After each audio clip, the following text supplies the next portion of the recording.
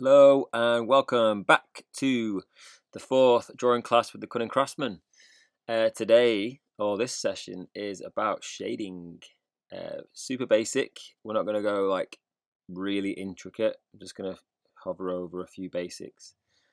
First off, I'm drawing a cylinder on a flat surface. And here you can see the light is coming from one direction and I'm adding the shadow on to the opposite. Now what you can see here is called the termination shadow, which is basically where there is the least amount of light. As it's a cylinder, you can see that there's a tiny slip of light just next to it. Now that's the reflection shadow. So the light that you see coming down is obviously coming around the cylinder, and it's also bouncing back off the flat surface back onto the cylinder. It's really important you keep that in whenever you're drawing any kind of cylindrical shape or spherical shape. It just gives the sense that the object is continuing to go round and more light is affecting that shape. Here I'm just drawing another cylinder across the other one with the same termination shadow and a tiny slither of light. But this is just to show how that shadow will affect the first cylinder. As you'll see in a moment, it will be an arc, like a curved shape shadow that kind of fades out. And that's because obviously the cylinder itself isn't flat.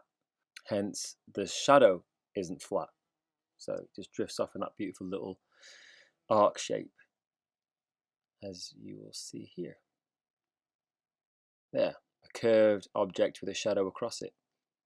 And now I'm drawing a pyramid, which you all know has 4 faces to it, 2 of which are on the rear side, so you can't see those. So when I draw the shadow, I don't start from that corner there, I start from the furthest corner away from us, which we can't see, which is there. Remembering to do that will just give that extra element of distance, of proportion, and it'll also make it look like you know what you're doing. A really simple thing to remember there. The shadow will start just behind. Well, and again, it depends on the angle of the light, but it's a good place to start from. The next object we're going to do is obviously the sphere, or the ball, or the planet, whatever it is you're going to be drawing. But obviously we're going to be remembering the first principle of the light and the shadow that we covered in the cylinder. Now, the opposite sides to where the light hits will obviously be shaded through, almost like a crescent moon. But what we have to remember is there's not just one main light source here. There is several, but we're going to look at 2 here. So we're putting in that termination shadow, which I mentioned before, which is where the least amount of light reaches. But we're also going to leave that tiny slither of light, which is the reflection shadow.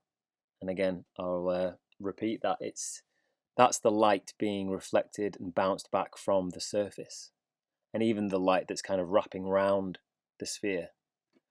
And from the termination shadow back to the main source of light, you just grade that through gradually back to white.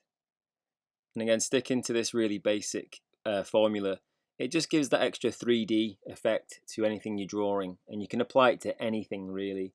Anything on you, like a body part, or when you're drawing like a car or a bottle, or anything that's got, you know, a spherical edge to it or a curved edge.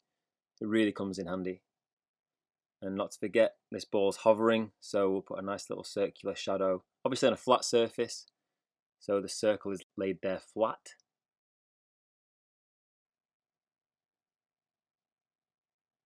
And there's the light bouncing off the surface in all directions, trying to describe why there is that reflection shadow on the other side of the dark shadow.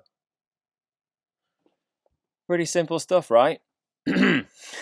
Takes a while to get your head around it, but as soon as you're comfortable with throwing these kind of shadows on stuff, it really makes a difference. And your drawings will just improve from there with more dimensions to them. Again, I always recommend you pause these videos at any point so you can copy anything I've drawn, make your own shapes, have a play. Yeah, I really recommend doing that. There's no rush, and remember to keep it loose. Draw your own shapes. In this next, we'll be looking at the face and how the light affects your facial features, with having the light being shone down from above and up from below, side to side, and that kind of thing. The first one, on my first set of twins, the light will be shining down. So we'll make a start on there. As you can see, all these drawings have been done on an iPad, so it's all digitally drawn, but using the pencil tool, so it's pretty similar. And that's why it looks like I'm drawing pretty quick. I have sped this up a tiny fraction. So I've made a start on the shadows under the nose, the top lip, under the bottom lip, and under the chin. Now there's tons of small details on a human face, and I'm sure if you turn around to your parents or your partner, you'll notice tons of stuff you probably don't notice all the time. I'm not going to throw shadows at everything. I'm just going to cover the basics here. At the moment, where are we? I'm drawing the shadows just at the top of the bridge of the nose, where it arcs back to your forehead. Sometimes you get these little ridges above your eyebrows where the muscles are. They'll be caught by the shadow.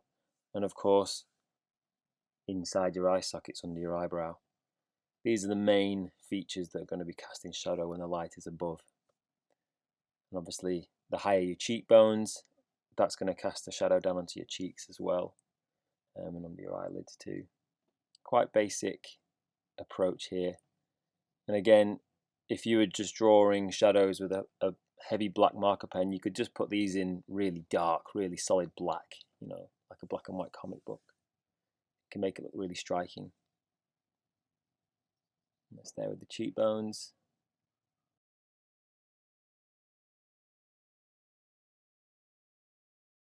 Now I'm just going to keep going over the obvious parts, under the chin, carry on to the cheekbones.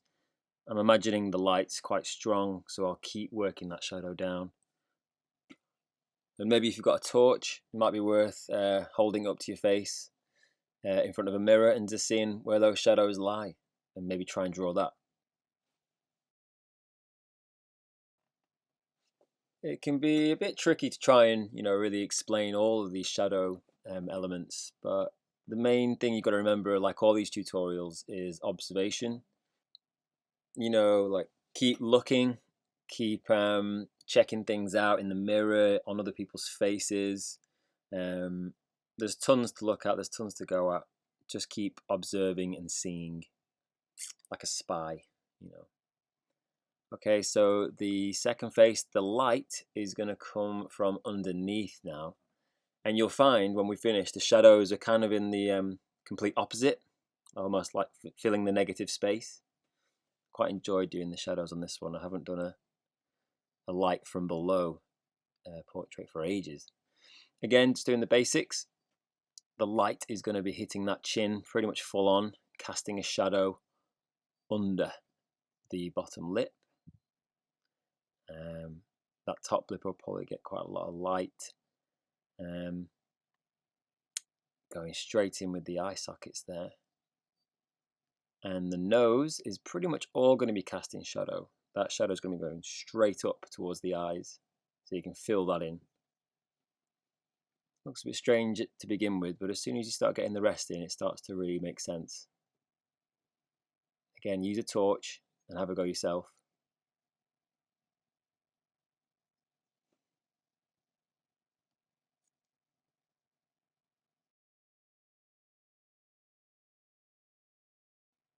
And if your character's got big cheekbones, those eye socket ridges will look really nice and sharp. And the eye socket above the eye, that all the light will be hitting there, so you can leave that.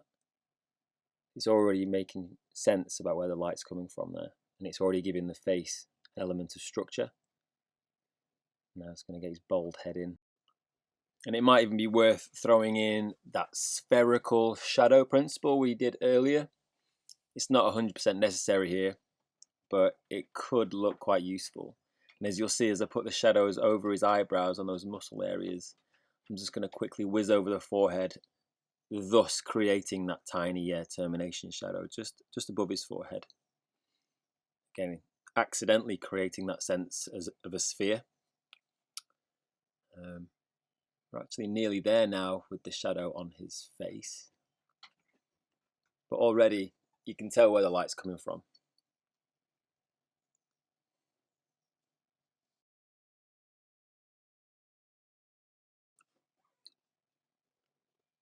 Now we're going to come to the last part of this tutorial, and again, pause this whenever you need to.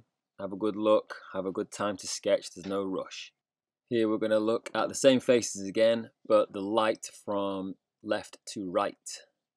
Now I've speeded these up just a tiny bit because I think you guys will be pretty bored of looking at these guys by now. So really quickly, again, the shadows will be going in the obvious parts. Here, the shadow of the nose going across the face. That's quite interesting, really. If the light is at quite an awkward angle, that nose shadow can go straight across the face, so you can only just see a tiny bit of light on his cheek. But for now, it's just a subtle one. Really filling in those lines in the eye socket. In the philtrum, just showing you there that little concave shape. That's what we're doing with the philtrum. I'll just carry on with the shading around the side of the jaw, coming through to the chin around that part we did earlier on the other face. Might throw in a little bit of background music now because my voice is getting a bit hoarse. You'll see where these shadows are going in on the top lip, a little bit on the bottom lip, and I think we should really, yes, get the nose in, but we should really colour those eyes in as well because they're looking a little bit ghostly.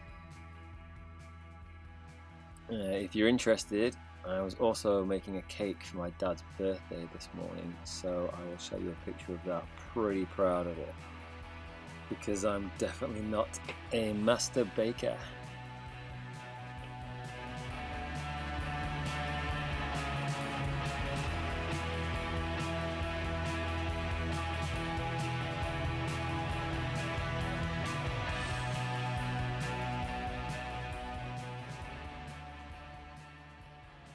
Okay, so we'll start on the other guy now, and the light's going to come from the opposite side and a little bit above too.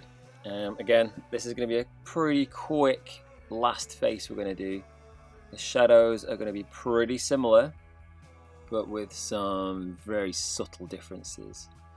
So the light, again, is casting shadows under the eyebrow sockets, on the side of the head, just forming a nice little gradient to the light spot and getting under that other eyebrow. Now going under the bottom lip, the top lip and the ears, getting those eyes in. Really speeding this up now. Again, remember to pause. I'm going a little bit quick here, but you start to get the idea. Let's get his other neck in too. So hopefully you can see how these shadows are forming and how this light is casting some heavy shadows in all the right places. I really think you guys should grab yourself a torch, get in front of the mirror and play around and see what faces you can pull and draw. I really hope you've enjoyed this fourth session of Drawing with Chris. I hope I've been helpful and you've picked up some tips. Please send in any drawings you've done. I'd love to see your work and I'd love to share them. Until next time, I really hope you stay safe and stay creative. Until next time, bye.